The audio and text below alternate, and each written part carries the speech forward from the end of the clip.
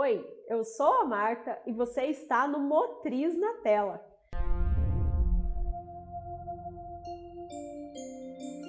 Eu quero trazer para você onde as pessoas mais erram a dar feedback. E esses erros são muito clássicos e se repetem muitas e muitas vezes. Então vamos a eles. O primeiro erro que eu vejo as pessoas cometendo ao darem feedbacks é não trazerem fatos e dados para o momento em que vão dar esse feedback. Você gosta quando as pessoas chegam para você e generalizam um determinado assunto? Ou então, quando as pessoas atribuem a uma característica sua de personalidade uma crítica, você fica confortável com isso? Eu imagino que não. Por quê? Porque as generalizações, elas só mostram parte da realidade e muitas vezes elas são injustas. E quando nós fazemos uma crítica a uma pessoa questionando um traço de personalidade, nós estamos atuando diretamente na essência daquela pessoa. Eu não estou criticando uma tarefa, estou criticando diretamente a pessoa. Logo, quando se vai dar feedback, se você não traz fatos e dados concretos para repassar as informações para a pessoa, a tendência é que você possa generalizar situações ou então, em vez de se concentrar no feedback sobre tarefas, você pode acabar atacando a pessoa mesmo sem querer. E você chega para ele assim, você sempre se atrasa, você está sempre atrasado. E dentro da cabeça da pessoa, aquilo pode ser levado como uma objeção muito grande, porque ela vai dizer assim, não é sempre. Eu me atraso em alguns dias, mas não é sempre. Então, quando eu generalizo, eu tenho uma tendência a já gerar uma objeção na cabeça da pessoa. Ou então, quando eu quero...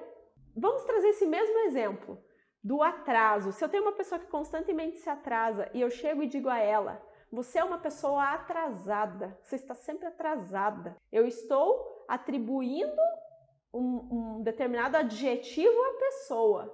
Eu não estou me ligando a fatos e dados.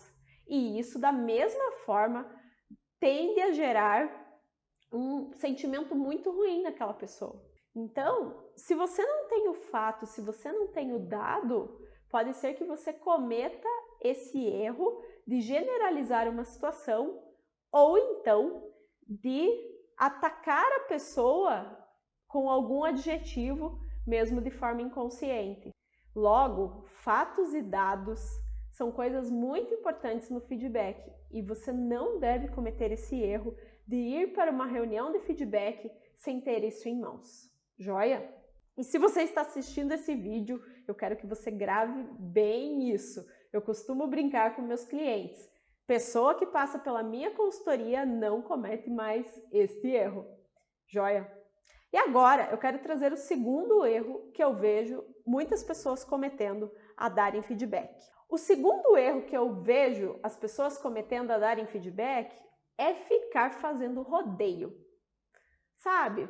Quando você fica enrolando, na sua cabeça você está fazendo um quebra-gelo, mas aquele quebra-gelo estende, você senta na frente da pessoa, em vez de você já começar a dar um feedback construtivo, você fica ali puxando assunto, perguntando da família, falando do tempo, pergunta o que a pessoa fez no final de semana e você fica dando voltas, dando voltas.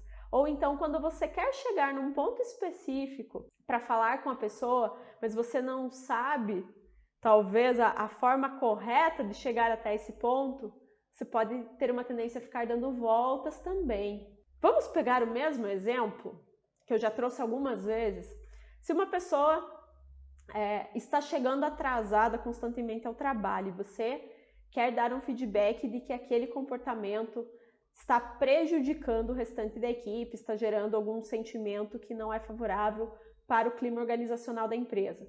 E se você chama a pessoa e em vez de você chegar com fatos e dados, já apresentar uma situação, se em vez disso você ficar protelando, se falar, então, tudo bem? Pois é, me conta como é que está a vida, o que você anda fazendo, está dormindo cedo, como é que está sendo sua rotina, tá acontecendo alguma coisa na família? Tem alguém que não tá bem? Talvez na sua cabeça você está buscando informações para entender o porquê a pessoa está se atrasando. Mas na cabeça da pessoa, ela pode estar pensando, por que ele está me perguntando tudo isso? Ele, ela, por que está me perguntando tudo isso? Isso é pessoal, faz parte da minha vida? Onde essa pessoa quer chegar com todas essas perguntas? E isso vai gerando um sentimento crescente de insatisfação e muitas vezes provoca medo ou insegurança em quem está escutando. Logo, ficar fazendo rodeios quando você pretende dar um feedback é algo muito ruim. E vamos trabalhar a empatia nesse sentido? Vamos nos colocar no lugar. Imagina que você chegou para receber um feedback de alguém, você sabe que aquela pessoa tem algo para te falar e em vez dela chegar no assunto, ela fica te fazendo perguntas ou abordando assuntos aleatórios que você tem plena consciência que não tem ligação com o que ela realmente quer te falar. Aquilo não vai te causando uma angústia? Para mim, quando eu percebo esse tipo de situação, eu tenho uma tendência a dizer, vamos, o que você quer me falar? Fala de uma vez, para de ficar dando voltas, me fala de uma vez, está me deixando agoniada. Então, eu tenho a tendência a fazer isso. Talvez algumas pessoas não verbalizem, mas internamente elas vão ficando agoniadas. E me diga o que acontece com você quando esse tipo de situação acontece. Eu acredito que não deve gerar um sentimento favorável. Então, pensa nisso. Quando você for dar feedback, não fique fazendo rodeios, que esse comportamento não é favorável. Joia? E na sequência, eu quero trazer o terceiro erro que eu vejo as pessoas cometendo com frequência ao darem feedbacks ou ao tentarem dar um feedback. É aquele erro da pessoa que, como ela não quer gerar um sentimento ruim no outro, ou ela tem medo de causar uma má impressão, de causar uma insatisfação, ela não quer trazer uma crítica de forma isolada. E o que ela faz? Ela coloca várias informações irrelevantes em conjunto com o feedback que ela quer trazer para não deixar só aquela informação principal e muitas vezes causar uma sensação ruim no outro. Então, é claro, este ponto, ele requer toda uma questão de tato. Se eu tenho um feedback negativo para dar para alguém, eu tenho que tomar cuidado de não trazer a crítica pela crítica, mas sim de trazer uma crítica construtiva, atrelada a uma solução para fazer a pessoa crescer. Agora, qual é o erro que eu quero destacar aqui? São aquelas pessoas que elas trazem a crítica, mas elas tentam compensar aquela crítica com outras coisas boas para fazer com que a crítica seja amenizada. E qual é o problema disso? Pode ser que a pessoa do outro lado não entenda a crítica como crítica, foque nos aspectos positivos que foram trazidos, aquela crítica vai ficar no meio, perdida de um monte de informação e a pessoa tem uma tendência a não aprender e a repetir o mesmo erro. Vamos trazer um exemplo para clarificar esse erro que é bastante frequente. Imagine que você possui um colaborador que está entregando tarefas fora do prazo. Ele está entregando tarefas repetidamente depois do prazo que foi pré-determinado. Mas esse colaborador é uma pessoa comprometida com a empresa, você percebe que ele é dedicado, que ele é esforçado e que o fato dele estar atrasando as tarefas é devido a algumas dificuldades que ele está possuindo no desenvolver da tarefa. E aí você chama esse colaborador para dar um feedback. Como você não quer desmotivá-lo, pode ser que o seu discurso seja nessa linha. Olá, fulano, eu quero conversar com você sobre algumas situações que estão acontecendo aqui. A primeira é que você é muito comprometido, eu estou muito feliz com o seu trabalho, com a sua dedicação, com o seu esforço. Existem alguns atrasos de tarefa, mas olha, o seu comprometimento, ele se destaca, ele é algo notável, todo mundo percebe isso Inclusive, a diretoria elogia para mim esse comprometimento que você tem com a empresa e nós somos muito felizes por ter você aqui. Você acredita que com este discurso o meu colaborador prestou atenção na informação principal que eu queria passar, que é: você está entregando tarefas fora do prazo e nós precisamos ajustar isso? Acredito que não, né? Com certeza não. A informação ficou perdida no meio de um discurso motivacional, vamos assim dizer. E quando, na verdade, o que precisava ter sido feito era ter exposto para o colaborador de forma clara a situação que se quer corrigir e trazido a solução.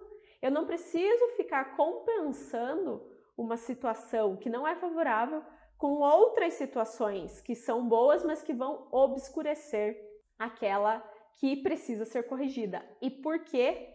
Mais uma vez, porque se eu não fizer isso de uma forma clara, a pessoa não vai aprender. E te digo, ela não vai entender. E a tendência é que ela continue repetindo o mesmo erro. Ou, no exemplo que eu trouxe para você, a tendência é que esse colaborador continue atrasando os prazos das tarefas, porque ele não entendeu que alguma coisa estava errada e que ele precisa melhorar.